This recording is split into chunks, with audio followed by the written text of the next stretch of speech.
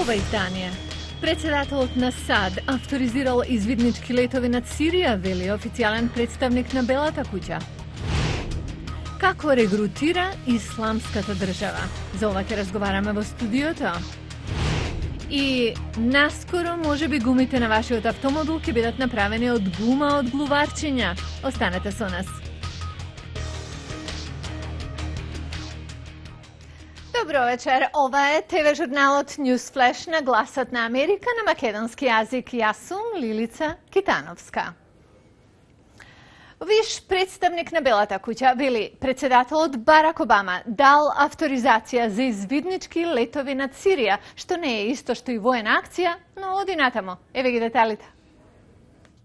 Представникот доцна синоќа потенцираше дека иако Обама не одобрил воена акција, САД подготвуваат воени опции за борба против борците на исламската држава, кои заземаа големи области во источна Сирија и северен и западен Ирак. Белата куќа вели дека Обама не сака акцијата на САД да се свати како помагање на сирискиот председател Башар ал-Асад. А неколку часа пред да се сретнат украинскиот председател Петро Порошенко и рускиот председател Владимир Путин во Белорусија, Украина објави видео снимка за апсење на руски војници на нејзина територија. Не се очекува голем пробив од овие разговори, но сепак се верува дека ова може да биде почеток на мировниот процес. Breaking Bad е најдобра ТВ серија според доделените престижни награди Еми во понеделникот навечер во Лос Анџелес. Комедијата Модерна семејство доби Еми за најдобра хумористична серија 5-та година поред. А во продолжение ќе зборуваме за голема грижа за безбедноста во светот, исламската држава. Овде во студиото е Гоце Јаневски кој ќе ни каже зошто. Повели Гоце. Благодарам, Лилица.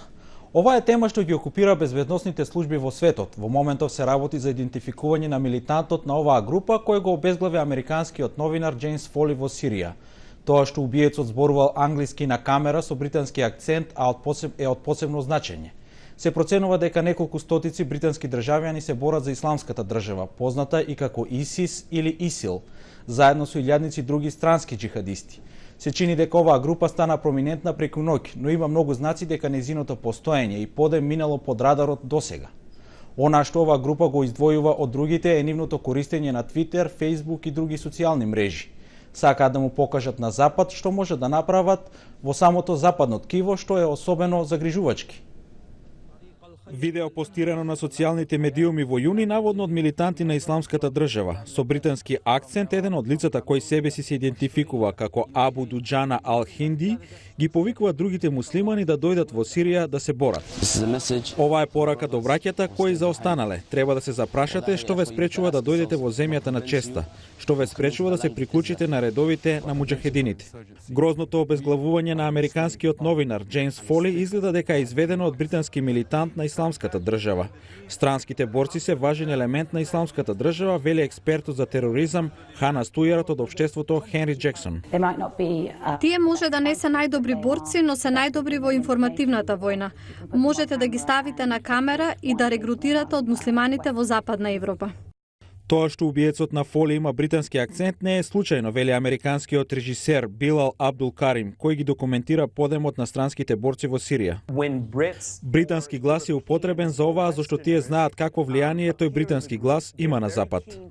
Оваа група започнала со учество во локални конфликти, но сега сака меѓународно да биде призната, вели Афсал Ашраф од институтот Royal United Services. Тие сакаат да ја расшират својата идеологија, сакаат признание, сакаат поддршка и сето тоа посебно од западните држави. Оваа видео тврди дека го покажува британскиот борец во Алепо кој изведува самоубиствен напад. Многумина мислат дека Британија не реагирала доволно брзо да се спротистави на екстремистичката идеологија. Синтетичка гума постои одамна, но природната гума се добива само од еден извор – гуменото дрво. Но гума од глуварчиња, веројатно не сте чуле. Погледнете како и зошто научниците тоа го прават. Прилогот е на Ѓорѓе Путич. Гумените дрвја растат главно на плантажи во Југоисточна Азија и даваат оптимална количина на сирова гума само под идеални атмосферски услови, еднаква дистрибуција на дожд и сонце со отсуство на силни ветрови. Тие се исто така исклучително чувствителни на болести, кои опустошиле плантажи на ова дрво во нивната природна средина, Јужна Америка. Глуварчињата, од друга страна, се отпорен плевел, што расте дури во лоша почва и не е премногу чувствителен на променлива клима. Научниците долго знаат дека млечната течност од глуварчето содржи латекс, главната состојка на сировата гума. Еден вид што потекнува од Казахстан е најбогат извор. Истражувачите на Германскиот институт Фраунхофер за молекуларна биологија и примената екологија, поддржани од индустријата за автомобилски гуми, се обидуваат да ги манипулираат неговите гени за производство на латекс во количини доволни за комерцијална експлоатација, вели водечкиот истражувач Дирк Птурефер. Еден од најголемите предизвици ќе биде да се произведат растенија со подобрена гумена содржина, што добро ќе се однесува на полето. На тоа работиме со години да развиеме нови особини на растението кои ќе бидат стабилни. Глуварчињата, подложени на генетички инженеринг, веќе произведуваат половина тон гума на хектар, но Пруефер вели дека целта на научниците е 2 пати повеќе. Тие би сакале да одгледаат и повисоки растенија со исправени листови, кои се попогодни за жетва со машина. Пруефер вели дека еден од водечките производители на автомобилски гуми, Continental AG, веќе тестира гуми направени од гума добиена од глуварчиња. Тие направија многу тестирање на квалитетот на материјалот и најдоа дека квалитетот е сличен на оној добиен од гума од гумено дрво. Истражувачите велат дека големи полиња во Европа и Азија, моментално неупотребливи за ништо друго заради сиромашната почва, можат еден ден да бидат покриени со овие жолти цветови од кои ќе се произведува гума.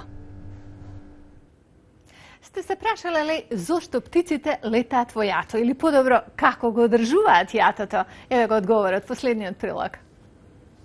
Големо јато на сколовранци лета над плажа во Јужна Англија, постојано менувајќи го правецот како под команда. Нивните движења потсеќаат на организирана структура, но внимателно наблюдување не покажува дека нема една птица што другите ја следат. Група научници на Универзитетот на Варвик велат дека причината за тоа е што птиците инстинктивно одржуваат оптимална густина на јатото, за да можат да видат низ него ако има опасност и во исто време да го одржат јатото. Ова е водечкиот истражувач во студијата Даниел Пирс. Тоа е како многу поединци независно да избираат да се однесуваат на начин што однадвор изгледа како организирана структура, но всушност многу поединци иста работа прават во исто време. На видео снимките сколовранците бркани од птица грабливка покажуваат слично однесување. Ова натамошно е потврдено од алгоритам на компјутер што симулира јато на птици во лет. Затоа што јатото е густо, единките полесно ќе ја видат реакцијата на другите птици, а во исто време сакајќи да ја задржат информацијата во својот видокруг. Тие секогаш се враќаат заедно во јатото, така што предаторот не може трајно да го растури јатото. Професорот по физика Метју Тарнер вели дека тоа што функционира на небото би требало да функционира и во вода. Рибите се малку поразлични од птиците, со што имаат различни сетила. Може да го мерат притисокот, на пример, но главно се ослонуваат на видот. Тие ги гледаат другите риби и ние сме убедени дека моделот на однесување е многу сличен. Научниците велат дека сваќањето на однесувањето на птиците може да им помогне да креираат алгоритми за управување на јата од мали роботи, чија задача би била да формираат одредени форми или објекти. Еврејско танго. Каква е ова фузија од мелодија и културна традиција? Ке ви кажеме утре во Newsflash.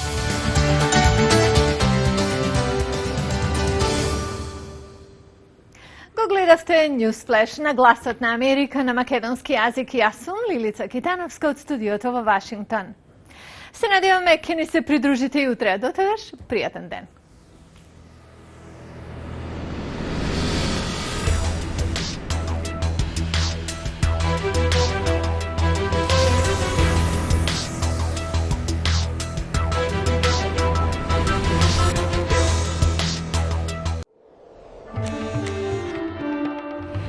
Making a sandwich, as simple as it may sound, is not second nature to all. In China, for example, people don't eat sandwiches, let alone make them. And for a Latin American bachelor who's never cooked before, tough. Hi, I'm Tala Hadavi with VOA's Persian service. We arranged a sandwich making competition between a Latin American and a Chinese colleague at an Iranian-owned sandwich shop. Let's just say there was a lot going on. Check this out. Hello, my name is Ali Bagheri, and I own Sundovich in Washington, D.C. Today, I'm opening my restaurant to the gang at Inside America.